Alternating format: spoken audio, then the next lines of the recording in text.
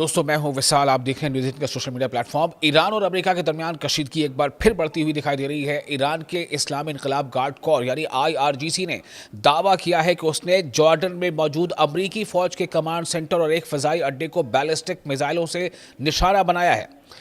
ये ईरान का अब तक का ताज़ा यानी लेटेस्ट अटैक है ईरान का अमेरिका पर, अमेरिका के इंटरेस्ट्स पर, अमेरिका के इंस्टॉलेशंस पर।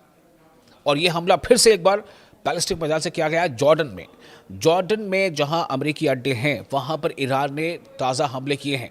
हालांकि इस हमले के बाद भी अमेरिका का रिस्पॉन्स सामने आ गया। ईरान का कहना है कि यह कार्रवाई अमेरिकी इक़दामात के जवाब में की गई है। आइए आपको बताते हैं कि इस हमले और इसके मुमकिन असरात के बारे में। IRGC Islamic revolutionary guard corps की एरोस्पेस फोर्स ने बुध की सुबह जारी अपने बयान में कहा था कि उसके जंगजुओं ने जॉर्डन में अमेरिकी फौज के कमांड सेंटर और एयर बेस को मुतअद्दिद बैलिस्टिक मिसाइलों से निशाना बनाया। यानी अब लगातार ये चल रहा है कि अमेरिका अगर हमले कर रहा है ईरान पर तो कह रहा है कि हमने ईरान के हमले के जवाब में हमला किया है। ईरान हमला कर रहा है खित्ते के किसी भी अमेरिकी बेस पे, चाहे वो किसी भी देश में हो, चाहे UAE में या कतर में या बहरीन में या जॉर्डन में, तो ईरान का कहना है कि हमने अमेरिका के हमले के जवाब में हमला किया है। यानी कोई खामोश नहीं बैठना चाहता, कोई पीछे नहीं रहना चाहता।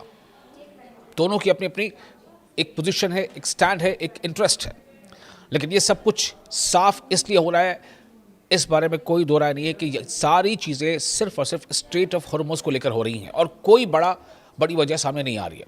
स्ट्रेट ऑफ हॉर्मुज़ पर कैसे कंट्रोल हो जाए अपना, अमेरिका ये चाहता है।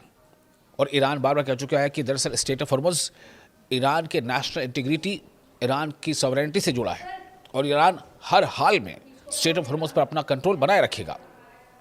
ईरानी बयान के मुताबिक ये जो कार्रवाई की गई है, यानी कि ईरान ने जो हमला किया है, IRGC ने जो हमला किया है जॉर्डन में अमेरिका के बेसिस पर, यह कार्रवाई अमेरिका की जानिब से ईरान के खिलाफ किए गए मुबैना जारहाना इक़दामात के जवाब में की गई हैं। ईरान ने कहा है कि जब तक उसकी मफादात के खिलाफ कार्रवाइयाँ और दबाव जारी रहेगा, उसकी मज़ाहमत भी जारी रहेगी। मज़ाहमत मतलब रेजिस्टेंस, जवाबी हमले। IRGC ने अपने बयान में अमरीकी हुक्काम पर इल्ज़ाम लगाते हुए कहा कि ईरान के मफादात में इंटरवेंशन, मुदाखलत और धमकियों का सिलसिला बंद होना चाहिए।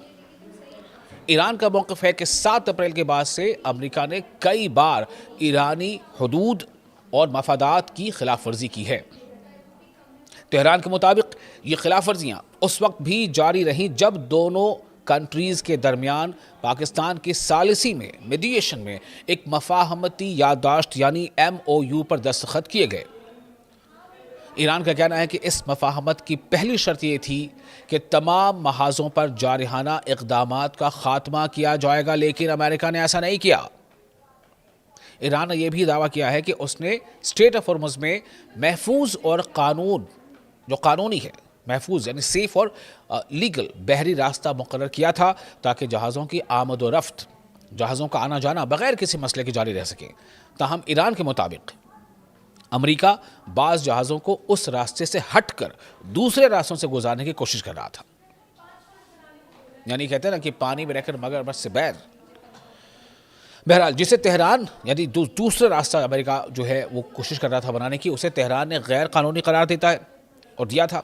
ईरान का कहना है कि उसकी मुसल्लह अफवाज ने हर ऐसी कार्रवाई का जवाब दिया है जिसे वो अपनी खुद मुख्तारी, सॉवरेनिटी या मफादात के खिलाफ समझता है।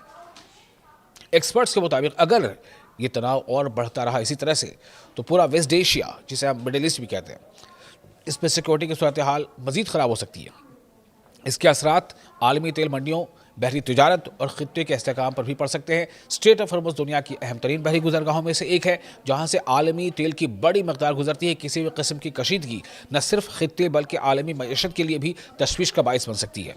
फ़िलहाल अमेरिका की जानिब से इस दावे पर बाज़ाब्ता रद्द-ए-अमल सामने नहीं आया है कि वो चाहता क्या है, करना क्या चाहता है। लेकिन ये कुछ रिपोर्ट ऐसे ज़रूर आई हैं कि अमेरिका यानी सेंटकॉम ने ईरान पर हमले किए हैं।